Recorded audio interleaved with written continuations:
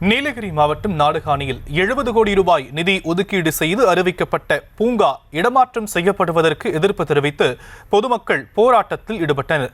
அப்போது அவ்வழியாக சென்ற தேமுதிகவின் விஜய பிரபாகரன் அவர்களுக்கு ஆதரவு தெரிவித்துள்ளார். இந்த காட்சிகளை பார்க்கலாம். நம்முடைய செய்தியாளர் ஞானசேகரன் வழங்கலாம், கேட்கலாம். ஞானசேகரன், விரிவான விவரங்கள்.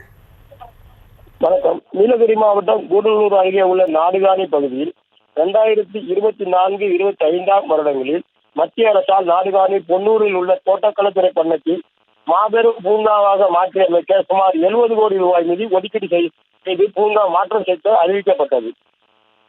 70 கோடி ரூபாய் மதிப்பீட்டில் சுழல் பூங்கா அமைப்பதற்கு மத்திய அரசு நிதி ஒதுக்கியிருந்த நிலையிலும் தற்போது வனத்துறையினர் எதிர்ப்பால் சுழல் பூங்கா இடமாற்றம் செய்ய இருப்பதால் அதற்கு எதிர்ப்பு தெரிவித்து அனைத்து வியாபாரிகளும் நாடுகாணி பகுதிகளில் கடைகளை அடைத்து பொதுமக்களும் இணைந்து நாடுகாணி பஜார் பகுதியில் கடை போராட்டம் நடத்தி வருகின்றனர். தேவால அரசு தோட்டக்கலைத்துறை பண்ணை விரிவடைந்து சுற்றுலாத்தலமாக மாற்றப்பட்டால் வேலைவாய்ப்புகள் இல்லாத இந்த பகுதியில் தொழில் செய்து வாழ்வாதாரம் மேம்பட செய்யும் என்பதை கருத்தில் கொண்டு மத்திய அரசால் அனுமதிக்கப்பட்ட நிதியை நாடுகாணி பகுதிக்கு இந்த நிதி அரசு தோட்டக்கலைத்துறை பண்ணை பொன்னூர் பகுதியில் செயல்படுத்தி நாடுகாணி ஊர் பொதுமக்களின் வாழ்வாதாரம் மேம்பட செய்ய வேண்டும் என ஆர்ப்பாட்டத்தில் ஈடுபட்டு வருகின்றனர்.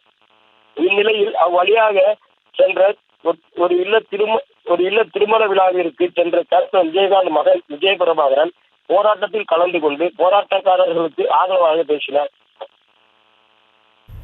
விவரங்களுக்கு நன்றி ஞானசேகரன்.